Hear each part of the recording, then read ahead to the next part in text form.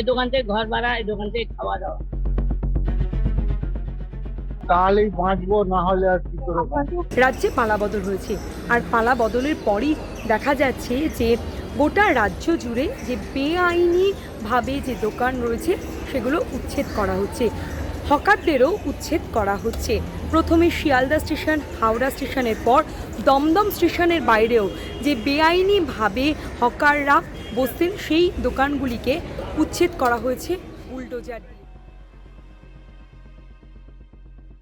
এখানে কেউ চা বিক্রি করতেন, কেউ মোমো বিক্রি করতেন, কেউ আবার ফুল বিক্রি করতেন। ফলে তারা এখন ভাবছেন যে কি করবেন, কিভাবে সংসার চালাবেন। আপনি এখানে কত বছর ধরে দোকান করছেন? 24 বছর। 24 বছর। কিসের দোকান ছিল? পেয়ারা, সবেদা, জাম্বুর, কিউপি, ড্রাগন। কি চাইছেন, কিভাবে সংসার আমরা চলবে? দোকান চাই, আমরা দোকান চাই, আমাদের দোকান দাও। একটা করে ডালা দাও, তাও নুনে ফেনে খাই। এই দোকান থেকে ঘর ভাড়া, এই দোকান থেকে খাওয়া দাওয়া।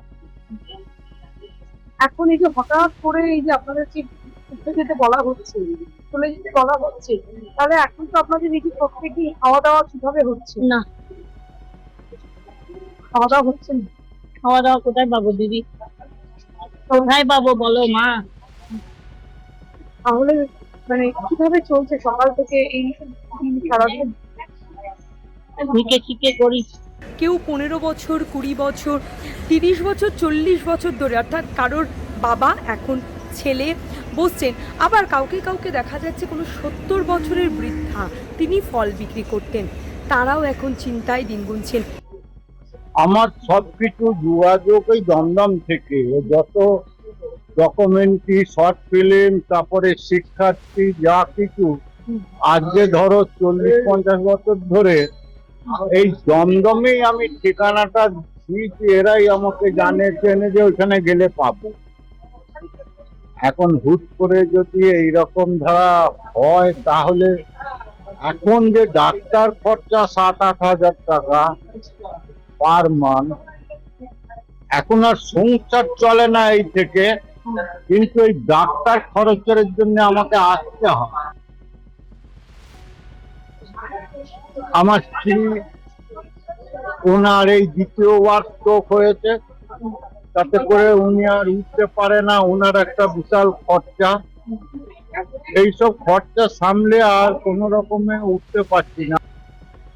এবার এখন যদি বসতে না পাই, তাহলে তো খুব সমস্যা হবে। যদি এর একটা সুরাহা কিছু হয়, তাহলেই বাঁচবো, না হলে আর কি করে বাঁচবো। আপনাকেও কি এখানে ভর্তি করে যেতে বলা হয়েছে?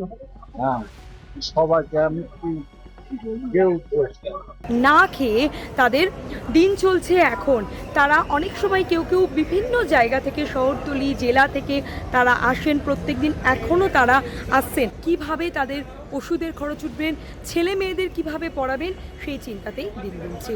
35 বছরের ওপরে দোকান ছিল, সব নষ্ট হয়ে গেছে। নোটিশ কি দেওয়া হয়েছে? ও দুদিন আগে বলেছিল, নোটিশও আমরা বুঝতে পারিনি যে ওরকম সেদিনকেই করবে। বাড়িতে কে কে আছে? দুটো ছেলে আর আমি, 2-3টে সংসার চলতো, ভাই চলতো এর ওপরে, ভাই শরীর খারাপ, দেখতাম, ছেলেকে দেখতাম। 2-3টে সংসার এই ডাল ভাত খেয়ে তাও কাটাতে পারছে না, 20-50 টাকাও আয় করতে পারছি না ঠিকঠাক। কি চাইছেন সরকারের কাছে? আমরা তো বলছি যে আমাদের ছোট ছোট করে একটু জায়গা দিক, আমরা ভাড়া চাইলেও দিতে রাজি আছি, সবাই বলছে, কোনো কিছুই তো বলছেন আমাদের জন্য। তাহলে আমরা কোথায় যাবো? কিনার জায়গা দিলে একটু একটু করেও আমরা বসতে পারবো, কোনো রকম তো রুটি রোজগার করতে পারবো, ডাল ভাতের পয়সা। কিন্তু তারা কোনো কথাই বলছে না। তারা চাইছেন যদি সরকার তাদের একটা দোকানের ব্যবস্থা করে দেয়, দরকার হলে তারা ভাড়াও দেবেন, এমনটাই জানাচ্ছেন। না হলে তাদের রীতিমতো পথে বসতে হবে, না খেয়ে তাদের দিন চলছে এখন। বিউ সরকারের রিপোর্ট, আজকাল.in।